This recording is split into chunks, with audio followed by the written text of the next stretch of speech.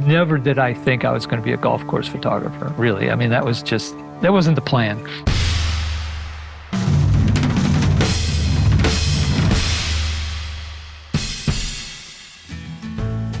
My name is Evan Schiller, and I am a golf course photographer. I went to University of Miami, Florida, and I turned pro when I came out of college. I played a little bit in Europe, went to the European Tour School, played state opens. I mean, I was okay. I won a couple tournaments here and there. And, along the way, I just started taking photos just for kicks. I think it was 1987 or 8, and I had been in South Africa for the winter playing the South African tour, and I did okay. I mean, I loved the trip, loved going to South Africa, but when I came home, I think I started to realize, you know what, I'm not going to play tournament golf. I'm going to take a different route. I didn't know exactly what I wanted to do. I wasn't sure if I wanted to be in the golf business. I didn't think I wanted to be a head pro, but I worked at Quaker Ridge and I worked at Westchester, and I started taking photos of the golf course. And when I worked at Westchester, my friend and colleague there, Tom Patry, said, why don't we put some of these in the pro shop and try and sell them? And I thought, that's a strange idea. Who the heck's going to buy these? But it was during the Buick Classic. And so we put a few in the pro shop and we sold a few. And I went, I have this very discerning eye, but I can also be my biggest critic. So I think it was other people seeing maybe perhaps something that I didn't see. And I also saw the joy that it brought other people. And I thought, can my photography inspire people? Could what I do, photographing golf courses, help people to walk down a fairway in a different way and see things that they may not have seen prior? Maybe remind people how much they love being out in the golf course. Then I did it at a couple of the clubs in the area, and one thing led to another. And so I was kind of off and running then. Where are you going, bud? Want to go over here? And eventually, it started to be more photography than golf, and people were asking me to do it. I was actually getting paid for it. And so I started upgrading my equipment with a little Instamatic Minolta, and then I think my first big jump was I've got a Hasselblad with the film back, 2 1/4 square format. And that was like the first big jump I made in photography. It was shooting off a tripod mostly, or you'd be in a lift or on a ladder or in a helicopter. That was the only way you got up, elevation. And that was, the first half of my career. But then when drones came along, I was like, wow, okay, this is a game changer. Because I recall being out on golf courses thinking, God, if I could just get out over the water there and shoot, this would be a great shot. Like, I wish I had a flying camera. I literally said that to a couple people. And then as the drones evolved and got better, got to a point where you could actually do a job with it, where it's, you could present some, footage or still photos that were decent to a client.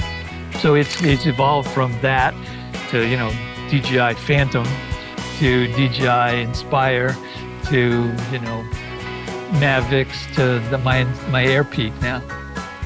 I think I've shot over 700 golf courses.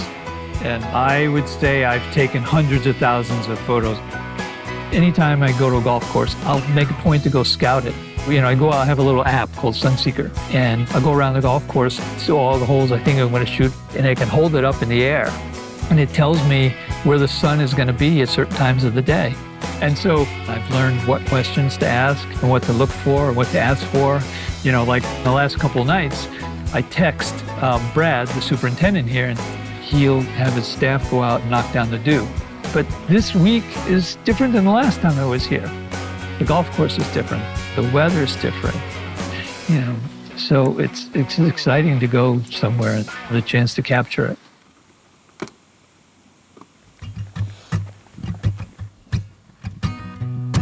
It's important for Streamsong to have a relationship with a photographer. Somebody like Evan, he's just incredible at what he does, what he's able to capture. My name is Ben Rhodes, Director of Sales and Marketing here at Streamsong Resort. I think what entices people to come and play here is some of the photography they see on social media. The architects that we have out here, the land, it's a big part of what Streamsong is. But there's a difference when Evan takes photos here, and he's just really special. What he's able to capture is incredible. There's so many wonderful places I've been to. Punta Espada, shot Pasatiempo, Riviera. I love that place.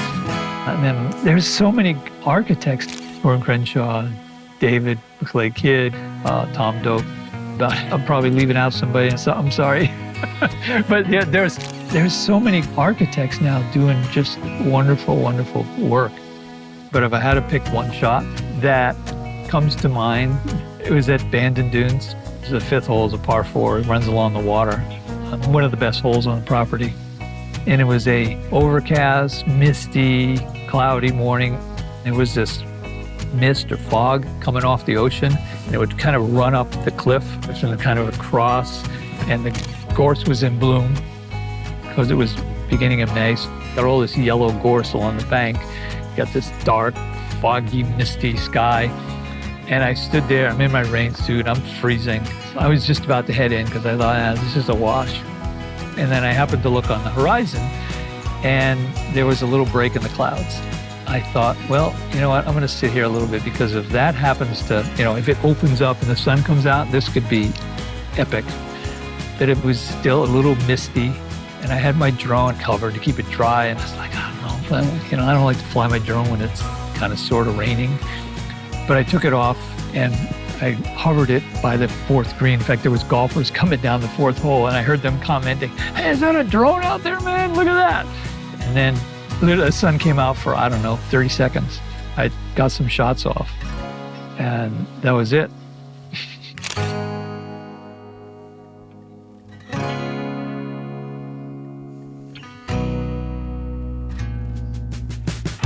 I think it's about being on a golf course and waking up, getting out of your head and actually just appreciating the world around you. And if you do that, you'll actually end up probably playing better too.